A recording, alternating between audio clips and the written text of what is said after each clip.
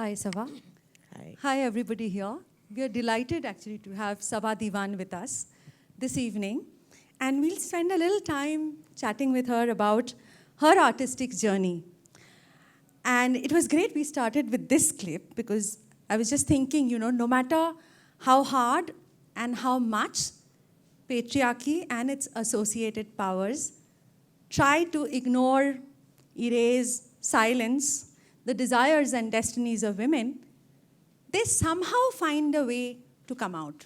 Those stories don't stay suppressed. And Saba, your life's journey has been in many ways looking for these stories. Just a little bit about why do you think they always find a way? How do they do that? Well, about female desires, they come, at least from my understanding of, I think that they are in themselves an assertion of life, of living. And they are also a form of resistance against patriarchy. I mean, the desires themselves are a protest or a form of resistance against patriarchy. So, for instance, we have these girls in Haryana, saying they'll wear jeans or have mobile phones, and the cops, coming and giving diktats of you can't wear jeans. The fact is that it's not about wearing jeans. It's actually an assertion of freedom, of wanting freedom, which comes out in the expression, and sexual freedom. So I would think that, desire is a slippery creature. You can, you can police it, you can try to suppress it, but it finds its own way through. Because otherwise, it actually would be the end of living. And, so the will to live, I think that is what desire does. It keeps that will alive. And so just as we would do anything to get that oxygen, so that desire, it could remain inside, but it is there. Destiny, that's another ball game. So too often, destinies of women maybe do not reach the kind of, logical conclusion that, was what women might have wanted because of patriarchal repressions and controls. And we've seen that. We see that in all fields, someone wishing to be a scientist or someone, and not reaching that heights, maybe either because of the constraints posed upon them, through household and all their domestic compulsions, or actually because of their work being marginalized and ignored and pushed away. So even if they do become who they want to become, their work doesn't get the kind. Yes, and we have just so many stories, or about women musicians. And you have this similar stories, especially in the context of middle-class musicians, women musicians, where even when they were allowed, by early 20th century, when they were allowed to learn music as a social accomplishment, the fact is that they were not allowed to perform it. So, so whatever the desire was there, and the desire might have been kept alive, but the destiny of being a musician, because the fact is that unfortunately, patriarchy is alive and kicking. And the war against patriarchy is an ongoing project. So it's still under construction, the dismantling of patriarchy. It's by no means dismantled. So. And so you've spent, as a documentary filmmaker, you spent many decades researching, writing, and making films about women, all kinds of women. Women in agriculture, women from your own family, women who practice different kinds of art forms. I want to ask you a little bit about why do you think what role does documentation play here? And you are a feminist filmmaker. As a feminist filmmaker, how do you think the role of documentation works out for looking at the lives of these different kinds of women? Well, at a very obvious level, I think that documentation of women's lives, for me, as a feminist filmmaker, has been very important in terms of visibilizing women's lives. Because, just too often, and it's actually a norm, where women's lives women's desires, women's work, women's contributions are completely invisibilized, negated, but actually invisibilizing is even worse than being negated. Negated at least means that there's some kind of recognition. But if you, it's there, yeah, but invisibilizing means that it's just gone down. And I think that's really, that is important as, for me as a feminist. Also, in terms of looking at the subject experiences of individual women, and then looking at the patterns between these subjective experiences to have a understanding of the objective realities of their lives, you know. I mean, I started off, when I started our work as a filmmaker in the late 1980s, the first lot of films that I did was on peasant women, of women in agriculture. And at that time, you know, I mean, here was I, 20-something, you know, with my limited experience of women's realities. And that was of, you know, a metropolitan, middle-class young woman. And so my first expression was, how boring. I mean, you know, it actually came out of ignorance. It's only when I started doing these series of films that I did that I realized that women are critical to agricultural economies. And, but it's actually such a well-kept secret, you know, and so that was important. The women's own experience and articulation of their role as, you know, agriculturalists, as, you know, in terms of as fisher women, as forest, you know, produce collectors, all of those were important documentation simply because, well, actually till that point of time, very little work had been done in terms of documenting women's work and women's work in agriculture. So, and it was these stories of struggle for wages, struggle for you know, access to land, etc., that together gave, you know, one an idea of the kind of objective realities that were faced by women in agriculture. So yes, I mean, I think documentation is important. And very soon after that, you moved on to make 3 films that sort of form a trilogy. Delhi Mumbai, Delhi, Nach, and the other song. Now you were working with women who were not just marginalized as women, but also they were practitioners of certain art forms which were seen as outside of the boundaries of patriarchal, the family system, the institutions of marriage, and those kind of controls on women's sexuality actually as well that patriarchy has. And so, I mean, why do you think that women and arts make it a doubly stigmatized kind of space? You know, actually, before I started working on the trilogy, I'd done a film on the women of my own family. Right. It was looking at actually the struggles that middle-class women have had And to it's Sita's family? Sita's family. Sita's family. And to maintain that perfect balance. And that balance comes at immense cost. And actually is never really achieved, you know. And so, and it was from there that, you know, the fact is that women as professionals, I mean, this is not even the arts, because the women in my family were, you know, my grandmother was a freedom fighter and a trade unionist. My mother and her sisters, they various fields, doctors and journalists, you know, teachers, etc. But the fact is that working women of that generation, not of our generation, but working women of that generation also faced hostility. And, you know, there is always, you know, a disparagement of being somewhere not good enough wives, somewhere being irresponsible as mothers. And that was that burden that they carried to prove themselves otherwise. Now, women in the arts, from moving from there, I think that is true actually even for other professions, you know, but more so in the arts. I think it's because of the space that is allowed to women, that has been traditionally allowed to women, is a very constricted, given space. And the kind of sexual controls that patriarchy exerts on women.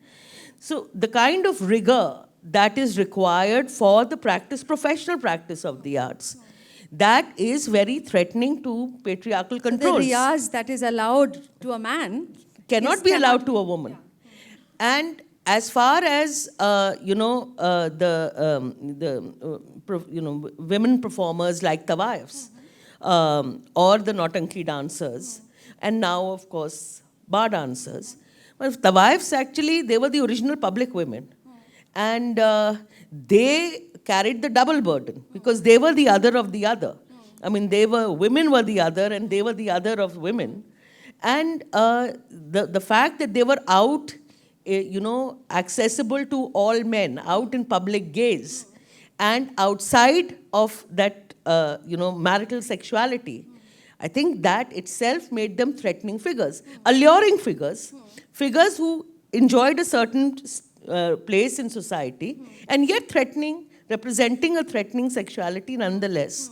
So, and it's also, and if you read so that is the sexuality component, but even in terms of art practice, the fact is that women after women, and even women of a later generation that I have spoken with from Tawaf backgrounds, they simply said you cannot manage, you can't even imagine, you cannot be a householder, as they put it, grehasthan, and be a art practitioner. It just cannot be, because there's just too much of a toll.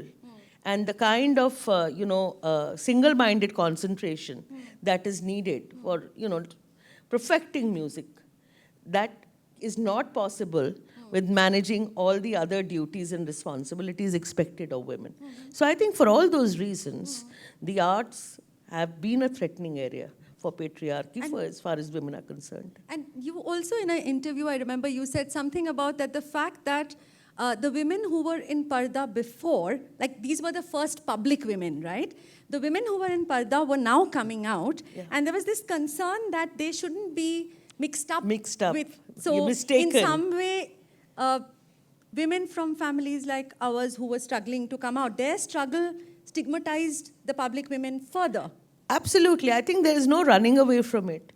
That our histories are linked, and the histories of the generations before us are linked in ways that are not always make for very pleasant reading to Tawafs and Devdasis. The fact is that public spaces had to be sanitized for respectable women to gain entry and not be mistaken for Tawafs. I think the other thing also that we also have to keep in mind is that that, of course, it's the ways in which the early nationalist reformers were looking. I mean, while they were simultaneously, making middle-class women's access to public space possible, they were also part of the process of demonizing, stigmatizing Tawafs and pushing them out. But I think it is, it's a sobering reality, but it has to be that women, middle-class women themselves contributed, because their participation in public life was so predicated on being the ideal woman, who would be chaste, who would fit into the notions of the ideal woman, and therefore, negate any criticism of being out in public space. Yeah. So she had to have that kind of thing. She had to play that and be that. And many of these women, is carried the discourse, the internalized very much patriarchal discourse towards the wives also. And so that doesn't make for very pleasant reading, some of the writing, so some of the early feminist discourse, which I think has, within feminist movement in India, that the pull and tug about sexuality and about the ways that we look at sex workers and sex work, and by, by extension, even Tawafs, that has continued So the right to continuing sex thing. work versus the rehabilitation kind of mode. Yeah, So yeah. I will come with that to my next question, which is which again I read in one of your interviews, and I found it very, very interesting. That you said, and I will quote, "I didn't find anyone who saw herself as a fallen woman." You were talking about your journey Tawaifs, with the yeah. Tawaifs over the last 10 years. I didn't find anyone who was dying to be made into a wife. However, the Tawaifs that many of us have grown up knowing, the only Tawaifs were from Bollywood. And each of those characters were these victims waiting to be rescued, waiting for love, waiting for domesticity of a different kind. And the stories that Tawaif Nama, for example, has are stories that are very different. It's a very different look at the lives of these women, these artists, these musicians and dancers. So, I mean, how does this get constructed? Yeah. I think, the fact is that even for me, when, the initial, I started, working with Tawaifs way back in 2001, actually, when I started work researching for the other song. And initially, the only image that I carried with me, despite knowing better from some of my readings, was actually of, at best, Umrao Jan of Hindi films. And the women I met were nothing like that, and these were very robust creatures who had fought many a battle and were very capable of, fighting and looking after themselves, and they were doing that, in fact, and surviving very, very difficult circumstances. So they didn't need, they were not seeking redemption, and they were not looking for redeemers. But I think the construction of the Tawaif in Hindi films is coming out from within the nationalist discourse itself. And also a lot of literature that absolutely, which comes out of, this early modernity's negotiation with the Tawaif. I mean, and how are you constructing her? So she is either constructed as this, non-woman, the antithesis of the good woman and man-eating woman. Or wrecking families. Yeah, wrecking family, wrecker. I mean, all of those. Yeah. And so that, if you see the late 19th century Hindu nationalist discourse, it's full of that. So she is no victim there. She is this... The aggressor who's predatory. I mean, with a predatory sexuality, preying upon decent, helpless men and wrecking up households. Okay. But, then comes Gandhian nationalism. Gandhian nationalism actually, tames the predator and makes the predator a victim. So then, what we have, and you see that in Premchand's writings, for instance, Seva Sadan. It's a prime example. Seva Sadan has this certain ambivalence to begin with, and yet Seva Sadan, the tone and tenor is of looking at best at the Tawaif as a victim circumstances, which is very Gandhian. And who needs compassion, who needs to be, somewhere representing a fallen womanhood, but it is a victim of man's lust, man's wrongdoing. And घर वापसी हो सकता है. हाँ, घर वापसी हो सकती है अगर उसकी शादी हो जाए, and there are good men enough, brave men enough, who will marry them. So now the fact of the matter is that actually usually never did work out. For all the proclamations of marrying Tawaifs and making good women of them, there were not that many men keen to marry them either. But I think more importantly, there weren't many Tawaifs keen to get married to those good men. So I mean, it was if one reads those stories, and that makes a very interesting reading. And I think that it is these kinds of this discourse, these conflicting discourses, that find their way into, cinema and get reflected. So there are also films where, you have certain films, I think, where the Tawaif is a fairly predatory creature. But a lot of the films, most of the films, the Tawaif is a weeping willow, waiting for redemption. Yeah. Rekha made a career out of that. So the point is that it's Yeah, true. yeah. So another question that sparks off from what you're saying about the many ways to fear this creature and then reduce her to something that can be pitied, did it have anything to do with property? And I'm just thinking this on the cuff because in the earlier family structures, women did not have land or property to their name, whereas being outside of that family institution of marriage, Tawayas had things to their name. People gave it to them, gifted it to them. Many of them rich women in that sense, propertied women. And did this also pose a threat of some kind to the otherwise patriarchal structure? Did it sort of, is it a disruptive idea for patriarchy to think of? I don't, I think that as far as, pre-colonial patriarchies were concerned, there was a place for the Tawaif. And the fact is that Tawaifs followed their customary laws. It was a very close-knit community of kindred castes and clans. Yeah. And so they had the customary norms and laws in terms of even inheritance, etc. Which was, they were perhaps the only women who enjoyed equal right to property as the men in the family. But besides that, they were also, the women of substance of their own, who had independent means. Women. So they would inherit their mother's properties, which their brothers also would share, the equal share. But then they also were in a position of earning more. And they were also they occupied the role which actually in the Hindu undivided family is the karta, the eldest son. The head of the family. So it was the, eldest Tawaif daughter who occupied that position. So, but that the inheritance, the right to property, etc.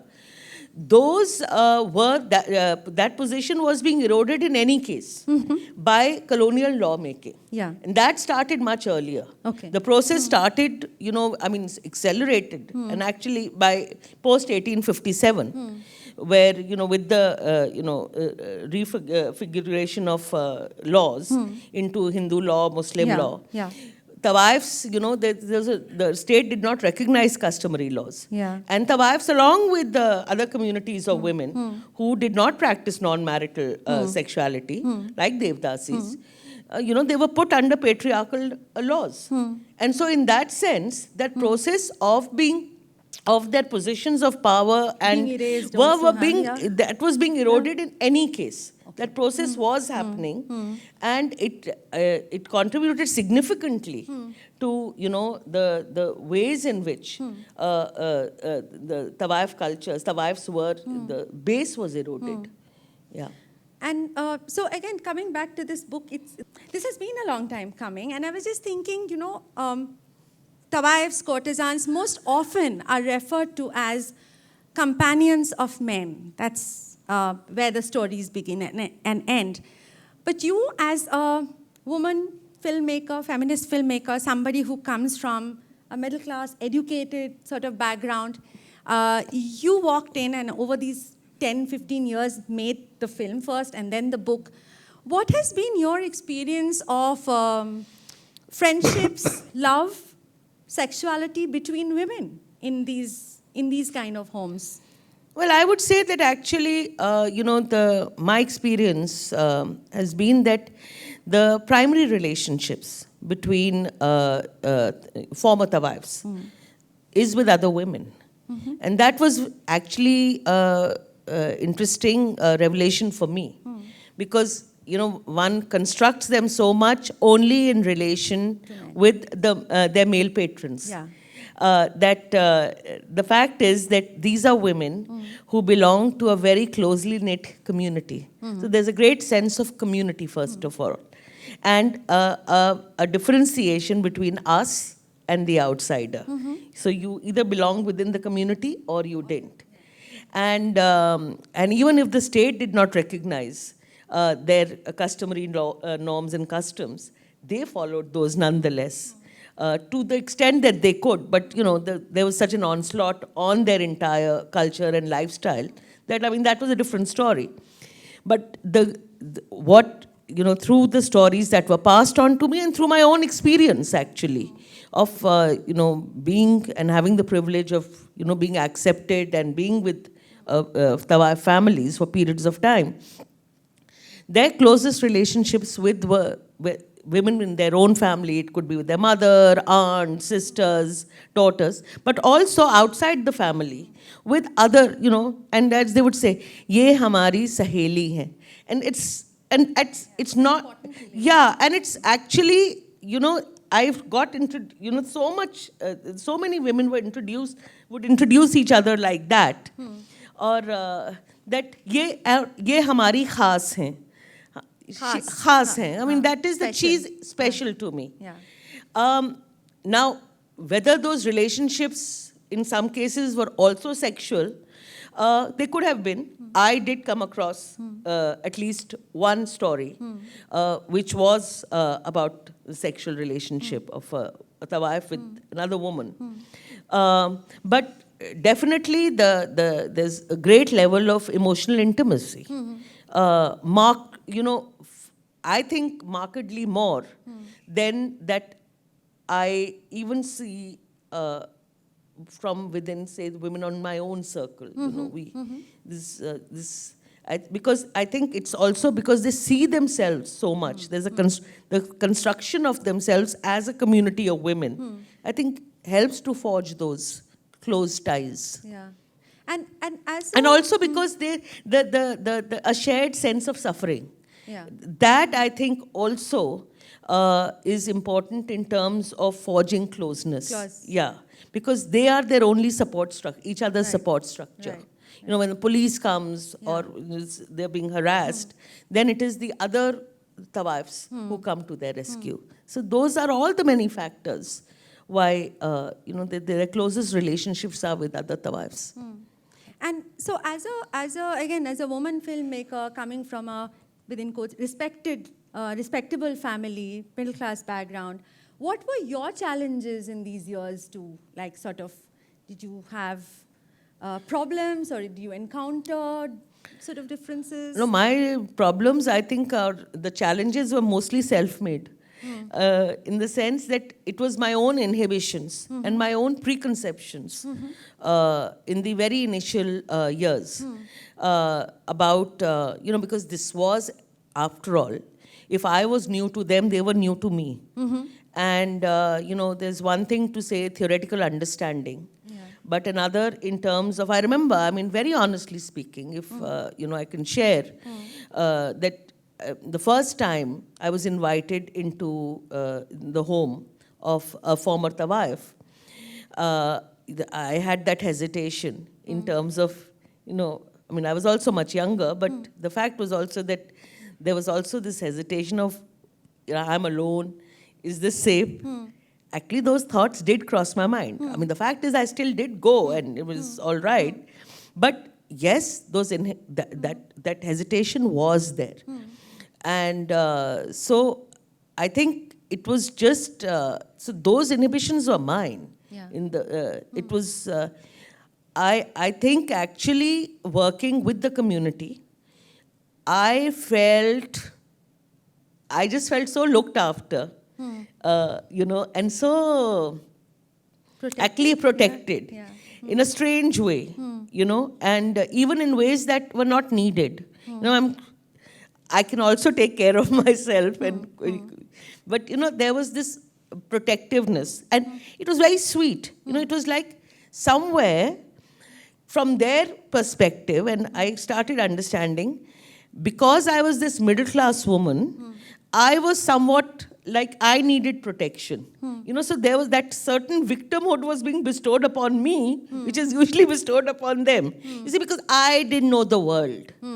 I had to be looked after. You know, I was this little You had to be kept lamb. safe. Yeah, Yeah. yeah, yeah. So, I mean, in fact, I used to sometimes chaff under that protection also. But it was also very endearing and very sweet.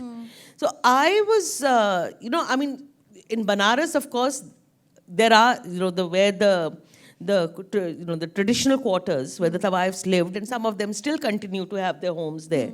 They're not part of any red light area. But in some of the other towns, because earlier I was traveling in other places, places like Ujjain, where the former Tawaiffs live in what are now red light areas. I mean, I don't remember one instance where I was allowed to walk back at night alone. There would always be an insistence that, and although it was safe, I mean, it was fairly safe, but there was always this insistence. But these are older women, so women who could assume that role of, because Guardians guardians, yeah. in relation to to me, because they're much older than me. But actually, as I was telling you, when I was working with the Nautanki dancers, who were much younger to me, these are young girls in their 20s, sometimes even younger, 19-year-olds, 20-year-olds. When I was working with them, and that's a rough space. Nautanki spaces in Bihar are rough spaces, very rough spaces. And it was so sweet, the kind of endearing protectiveness about, Didi, aap abhi ruk jao. I'd be talking to someone, and then she'd say, I have to go on stage. But tum dono Didi ke saath jao. So I had these two little, bodyguards, two little dancers walking along with me. Because, again, I felt that they were fearless. They see themselves as having to be fearless because they are, that's the thing, that if we become fearful, we'll never be able to earn a living. But I was this protected middle class woman who had to be protected because I didn't have that fearlessness. So in a way, that was my own shock. That was seen as my, a certain weakness, limitation. So it was very interesting to see it from the other side, the foot, the shoe being on the other foot. But yeah, so those were, so the limitations of mine, not outside as such. Saba, this is very interesting, and her editor Ajita and me, we were discussing how Saba, every time you say you are a writer, and she says, no, I am a filmmaker. I'm not a writer. And then we're like, look at the size of that book. Like, it's a huge, fat book. You've written that book. You've spent 10 years researching and writing it. So, Saba, you are a filmmaker and you are a writer. And so, I wanted to know, these are two totally different disciplines, and they perhaps require a very different kind of engagement. And you've told the story of women through these films that you made. And then how come the book, and you did make the other song, which was like, you could have gone on to make many more films, but then the book happened. And so how did you choose, this is what I'm going to make the film on, and then this will be a book? Did it happen like that, or? No, I mean, I had no idea of making or thought of writing a book when I was making the film. The film came first, and I was not planning to do a book after that at all. So it was just that, it started very simply, and I now look back at it and I say, my God, what a fool I was. I even got talked into it. And, everyone said, you've done so much research, and it's not gone into the film. So you write a book. And so, in a thing of some kind of I don't know what, suicidal instinct or something, I said, yes, I will. And that's how it started. And it just so happened I even got a fellowship. It's then I started doing work on it. So my first few, I think for some time, it was like the utter horror of, entering something without knowing what I'd got myself into. But it's not that I didn't write. As a filmmaker, as filmmakers, we do write. We write for our films. And, other song, there's a lot of writing that is there also. Some of it that I actually, the voice of the other song, I did take, but using it in a very different context in the book. So it's not that we don't write, but I had no experience of writing a book. I think the first thing was that I realized quite early enough that the research that I did have was fairly inadequate, would fill the first, not even the first chapter. So there's a lot of research that needed to be done, and it's all of that. But I think the most challenging part was finding my own voice as a writer. Yes. How do I tell this story? As a filmmaker, I have a certain training. Right. There's a Right. certain grammar of working with images Yeah. that I've been trained to do that. And that's something that I've been doing now For a for long time, past yeah. so many Yeah. years, so many decades actually. This was something that I had to learn from almost from scratch. So, and go by my instinct. So I think that was very challenging. The fact is that I would enjoy, it was like when I was writing, then I did enjoy certain passages, but there would always be this fear that, would anyone else enjoy reading it? Yeah. It's really when actually Ajita came into the book life. and Yeah. my life Yeah, yeah. and the life of the book, that actually that confidence came. She actually gave the confidence that actually, no, it's, this is, well, it is there, and it's It can be put out it there. can be Yeah, put out. yeah, yeah. Actually, that's when I think actually started enjoying the process of writing, because there's also a lot of self-doubt. Yeah. And that Yeah. would, I mean, as a first-time writer, there would be. So I think one of the things that Ajita really did was to give that confidence Right, that right. can work. Yeah. Yeah. We have a little more time, so I'm going to take you a little away from making art, which we've been talking about, into another role that we've all seen Saba taking the lead, being at the forefront. The way over the last few years you've spoken out against the politics of hatred that seems to have consumed this country, starting from Not in My Name to the Artists Unite, you have been with many of your colleagues and all of us at the forefront of some of this. How did this come about? And I remember, once us talking, and you were saying, when are we going to go back to making art again? So how did that come about? And as an artist, why did you feel it was necessary? I mean, I think, I was not alone. Yeah. We were all Sure. together. Yeah. And in fact, Not in My Name, everyone here, a lot of people here I see were also part of those protests. Yeah. And I think I was probably guided by the same impulse that everyone else was, which was, at the gross violations that we were seeing through the Constitution, to the idea of India, to our sense of what was right. And so I remember that this was, the lynchings, there's a growing sense of horror as to, what, and also I started feeling claustrophobic and felt I was choking. As a citizen, I mean, it's about just the fact that I kept telling Rahul also, and we would keep talking as to, you kept waiting for, someone to take the lead. Because that's how it always has been, in terms of, we've been political, we've taken part in protests, but we've been part of organizing in different other spheres, but not in terms of street level protests. That's not something that as filmmakers we have done. But then, as you know, I mean, because it was not really happening, none of the political parties till then was taking the lead in it or anything. Then we just as citizens, I think all across, we had to do it. I mean, we just had to do it. So,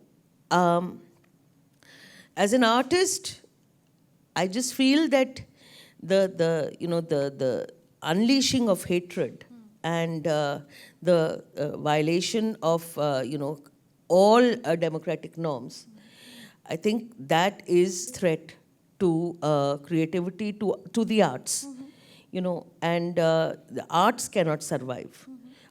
This expression, artistic expression cannot survive. I mean, there's a, how can art survive when actually there's a complete onslaught on some basic fundamental rights like the freedom of expression? What arts are we talking about as artists? And it is in our, even otherwise, as artists, we have to stand up, to speak out against these violations. The kind of the hate politics that is being played out, it's anti-life, it's anti the culture and cultural plurality. That space is an arid space. Art cannot survive in that. No art can survive in that. Artists cannot survive in that. So I think that as artists, as citizens and as artists, there is really not much recourse for us but to resist. Because if we don't really, we can say, really think, really feel that, we can say goodbye to making art. Because art cannot happen in the atmosphere of this kind of hatred and repression and violation of all basic rights. And so this, if I was to like sort of, find a single thread across, if I tried to connect all your work in film, the book, the work that's taken you outside of the arts onto the streets to defend what we love and cherish so much about this country and our lives here, I would say that you're a woman who's fascinated with transgressions and constantly challenging authorities and the vehicles of power in your work, in each of these aspects. Would I be close to defining Saba, if I were to? Well, I think authority and we've had a very bad relationship from the very beginning. Okay. I remember that even in school, I went to a convent school. And in those days, there was a certain ways in which, I guess that is what their mandate was. They were bringing up us to be good little women. And it was, I think, I was very young. I mean, this is my, I was constantly in trouble at school. They couldn't throw me out because I was a fairly good student. So, unfortunately for them, they couldn't flunk me or anything. And they couldn't say, oh, because my results were okay. But because I couldn't bear it. I think there's something visceral. I have a visceral kind of a reaction to this, this authority. And I hadn't thought about it. I mean, come on, as a class 6, 7 student, it's not that I thought about it. But I think about it then. I nearly got my career of being nearly rusticated from almost every educational institution I've attended. I remember that St. Stephen's article that you wrote. I got almost rusticated from there also. Yeah. The only saving grace has always been that, well, I was a fairly okay student. So they couldn't throw me out. But institutions and I don't go well together. It's authoritarian institutions. No, we don't. Because there's something which riles me, and I think it is this control, this feeling of again, feeling claustrophobia. It's a very personal, it's a very visceral thing. I can't, and I think that probably that has been a certain guiding impulse. Yeah. Uh, Across, always, yeah, you know, yeah. where bad girls fascinate me. That's a saying, right? Good girls go to heaven and bad girls go everywhere. So, yeah. You know, I think the ways of flouting of rules and why, and those histories of those women who did. Yes, that interests me because you know it's questioning its resistance. It speaks of a certain resistance. Yeah. So yeah, I mean that goes back very long. I remember in class 6, I was in class 6 or 6, and they used to say that you have to have your hair neatly plastered. You know, you put it back and put a hairband, and it should be like if it doesn't stand, so that it doesn't stand up, then you've got to like maybe oil it or whatever, and you had to wear socks that were till here, and they shouldn't roll down. Now, you know, it's not that I tried, but my hair never sat down. It just would stand. It was my Even socks. your hair knew not to obey, huh? And my socks would always slip down. So I was not, it was not that, you know, the nuns, the good teachers, they felt that I was perhaps being, you know, deliberately. Defiant, yeah. Defiant. But I think it was just a visceral defiance. I couldn't help it. And I remember my mother being called and being told that, and she was so embarrassed, and she said, you know, and then she came home, and then she told my father and started laughing. He laughed so much. And I think it's also, I mean, the fact is that there's a lot of support that I got from my parents. And I came from a household. See, you know, your basic experience, I tell you one thing, I really feel that your basic experience of democracy comes from your family. That's your first unit. How democratic is your family structure? I think that becomes very defining in terms of your later experiences. You know, most of our experiences of family life, Indian family life, are fairly, that's authoritarian institutions, undemocratic institutions, with the, authority reposing in the father figure or the mother figure, whatever. I think I was very lucky that my family, both my parents, they provided us that breathing space, where we would fight with our parents. And I guess that would be considered very ill-mannered by others. And it was. Yeah. My aunts and all would say that, तुम्हारी लड़कियां इतनी बदतमीज हैं. But I think that I'm so thankful to my parents for that. And I think that is why, I guess there was always this thing about authority. Thanks, Saba. I think we'll open it out for questions from the audience. So I'm just curious about this, the reconstruction of the Tawaif that you've traced historically from, let's say, late 1900s, or no, late 1800s, and then the Hindu nationalist or the nationalist idea, and then the Gandhian, and then the Bollywoodization, Rekha. What's the construction today with this advent of a more muscular sort of Hindu nationalism that we've been... the Hindu nationalism today is generally referred to as this muscular 56-inch chest, blah, blah, blah, all that stuff. How has the idea of the Tawaif been reconstructed in these times of Hindu nationalism? See, I could have, the fact, before the advent of the present phase of Hindu nationalism, of Hindutva politics.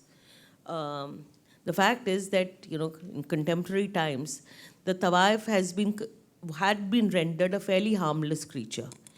somewhere representing a fallen victimhood, but also representing, these kinds of refinement and nostalgia for a lost age, which is unhistoricized. So there was this pining for something which is safely in some distant past. So you could pine for it. But I think the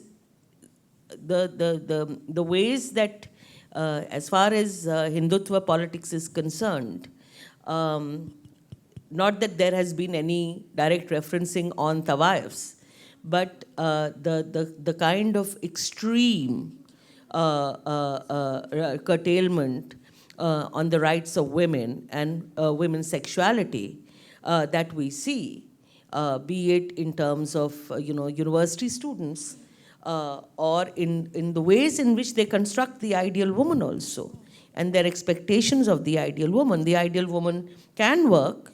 I mean, so they say, oh, we are fairly progressive, ideal woman can work, but ultimately she is the mother of the Hindu nation. I mean, so there is a certain way in which the woman is being constructed, and the way that it's an extremely constricted sexuality, a lot of sexual control. And you see that in the renewed morality drives. And that the other is constantly further othered. Yeah, in there's many constant ways. othering Yeah. in so many ways. So, for instance, the 19th century Hindu nationalists, there was a constant ways in which the Tawaif in that discourse was being othered to be somewhere representative of Muslimness, decadence, and now the Tawaif is now actually not a living reality in the Indian landscape. So, she escapes an active revile. But the fact is that the kind of sexuality that she represents, a certain sexuality that exists outside of marital sexuality, a female sexuality, and is also fairly autonomous. Now, that poses a threat and is seen as a very threatening, and you see that in the ways in which there is the entire moral policing of women and women's bodies, which one sees. I mean, those are the violations. In some ways, the fact that it is really difficult for a single autonomous woman to find a rented accommodation in cities like Bombay, Bangalore, itself speaks of that, that the othering that happens to the woman who's outside of that neatly drawn out family structure. Yeah. So, yes. Yeah, over to the right here. Yeah, hi. That discussion was really insightful, and also congrats to this journey of being a filmmaker and moving into a book that you've written. The question I had was something you said about art, and I'm not disagreeing, but I just wanted you to elaborate on it, where you said in an atmosphere like this, art is really difficult to achieve or explore. And it's interesting that actually it's during such times that a lot of artists are able to think about subjects like, how Moss was written because of the Holocaust and things like that, it actually pushes them to focus on expressing what they're feeling through art. So it's an interesting contradiction, because usually leisure allows you, peacetime allows you to write, think, but it's actually times like this that anger so many of us that we start looking towards art. What's your view on that? No, I agree with you, and I think perhaps I didn't express myself fully. What I was talking about in the context of resistance, there's been, art expression, and sometimes some of the most powerful art expression has been in times of the highest repression. That is true. But that is also a form of resistance a lot of times. It might not be an active, be on the street resistance, but there is a it carries with it a certain self-awareness of the times of oppression.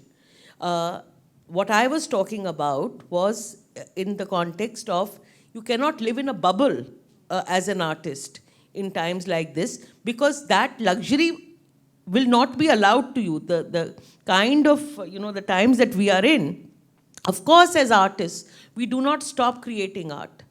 But to be able to create that art, there has to be an awareness of resistance. Now, whether that is an active, that it could take many forms. You could be out in the streets, but you could also be resisting through simply by the kind of films you are making or what you're writing or, in whatever way that you're expressing yourself.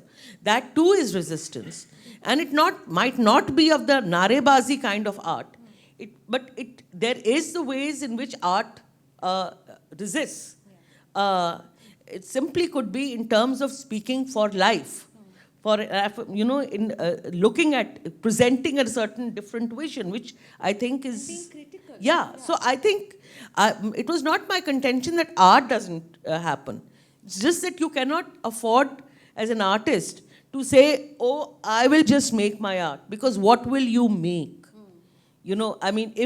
Unless there's a self-awareness also of the times that you are living in. That awareness itself, brings about a certain resistance in whatever form there is. That's what I was talking about. This, yeah. I think she wanted to. Actually, I just wanted to ask that I have come across some of the texts that sort of, highlights the position of the wives in society, that like independent woman, and they are glorified. And on the other hand, we have this one that they are suffering and all. So my question is, how much the colonial and Victorian idea of womanhood did contribute to construct this women as, the fallen women. Do you think that the Victorian idea, while they were sort of, I would say, stigmatized as, the fallen women, it was the Victorian concept, or because we were colonized by them, and then with this colonial education, we came when you are talking about Gandhian idea of nationalism and nationalist movements, then do you think that yes, this is kind of a reconstruction of a woman that was prior to colonialism? No, you're right. I mean, the fact is that, see, it's very obvious, of course, that the colonial notions of what constituted, acceptable female sexuality, there were certain notions that predated even Victorian morality, even Queen Victoria's times. So we do have ethnographic accounts. I mean, these accounts written by colonial European travelers, which is from late 18th century to early 19th century onwards, where you have these writings of a certain kind of a construction where all women who stood outside of marital sexuality were by definition prostitutes. So that that constituted quite a wide array of female women communities, who were practicing the arts, or so that was one thing. But I think there's also the post 1857. There was of course a certain, in Victorian morality, definitely. I mean, in the whole emphasis on companionate marriage, where you have, husband, wife, and a certain way of an idyllic family structure. Certainly, I mean, the way that lent itself to the demonization and stigmatization of the tawaif. So that is true. also the fact that post 1857, there was a concerted effort by colonial authorities, and that was self-serving. That was not just about colonial morality, that was also to, the effort to justify colonial rule.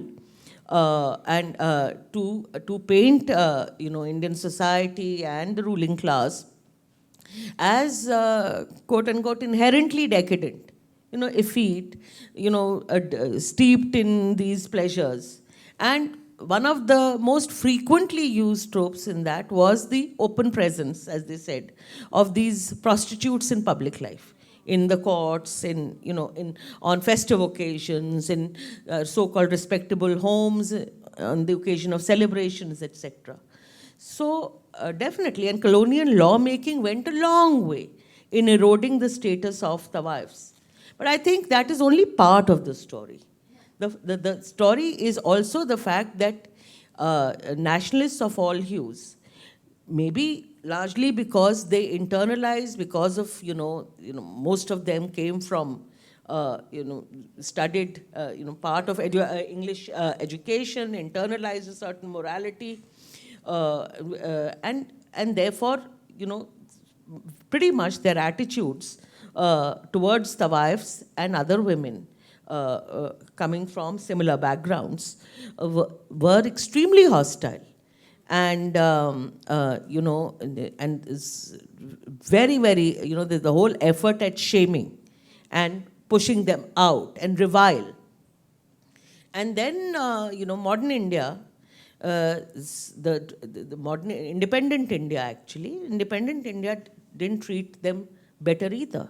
So, the doors of all cultural and art institutions were kept shut to them. And these conditions were imposed upon them about if for acceptance, then you have to conform to a certain notion. And simultaneously, there has been an appropriation of their arts. Yeah. So, art forms. I mean, the whole thing about, be it Bharatnatyam, and in the North Indian context, you have, the entire thing of Thumri Dadra. After all, those are the art forms of the Tawaif. For centuries, they were the ones who practiced it, who preserved it, who nurtured those art forms. They have been stripped away from the Tawaif, and then been appropriated. For that matter, even Kathak, the dance itself. So, so I think there are various ways in which, this thing was played out, the hostility towards Tawaifs. Yeah. Sorry, I didn't follow the first part. Partition. What was the effect of the partition? Yeah. And the second one was? Whether there has been any modern day reform from within the community or some initiative towards reviving the music and the dance. Okay. No, partition played a role. The fact is that the experience of the partition, I guess you also, it's actually also partition-related violence. That experience was different in different places for the community. So, for instance, the area of study in the book, which is Banaras, the Tawaifs more or less stayed on, Muslim Tawaifs, and there was not very much or hardly any migration to Pakistan of Tawaifs or accompanist musicians from either Banaras or the cultural hinterland of Western Bihar.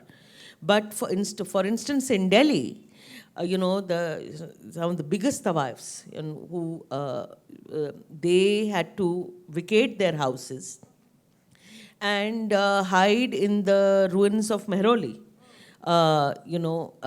and along with the rest of the Muslim population of Delhi, I may add, for actually a year, for almost a year, more than a year.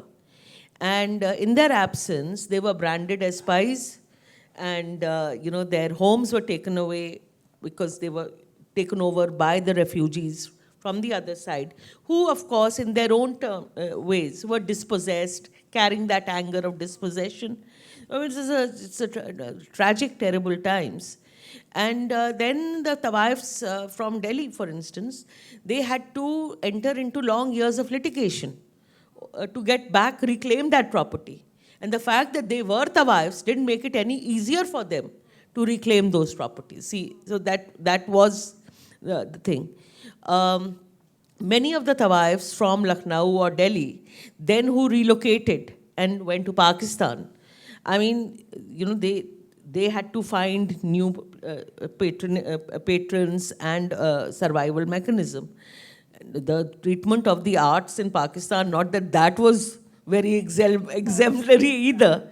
So, this, but so that was but it's not the experience was different in different places. Lucknow, certainly there was migration of Tawaifs. Even in Delhi there was, and Punjab, Amritsar Tawaifs, there was massacre also. I mean, then the Tawaifs moved out also in large numbers, migrated to West Punjab, Pakistan. So, that decimated the community too. Because in many places, when large numbers of Tawaifs, I mean, although the community was made of both Hindus and Muslims, but with, large numbers leaving, that did impact the community. In terms of reform from within the community, see, it's not a matter of reform. What reform does the community do? The fact is that a community, any community, it's been reviled, and the base has been eroded so far. It has no patronage, for one thing. Patronage for the arts is very important for any artist to survive.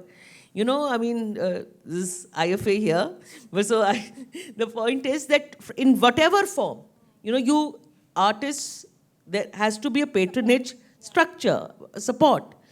That has gone for the Tawaifs in any case. The Tawaifs are, extinct creatures in the Indian landscape, North Indian landscape. So I'm not sure that in terms of what kind of reform, I mean, it's not that they need to reform themselves. Fact is that what is also a sad reality, and without romanticizing, music only survives within anyone through actually, and they'll be the first ones to say so, through actual proper practice, riyaz, performances, opportunities. That's been denied to them now for several generations, not one. So, I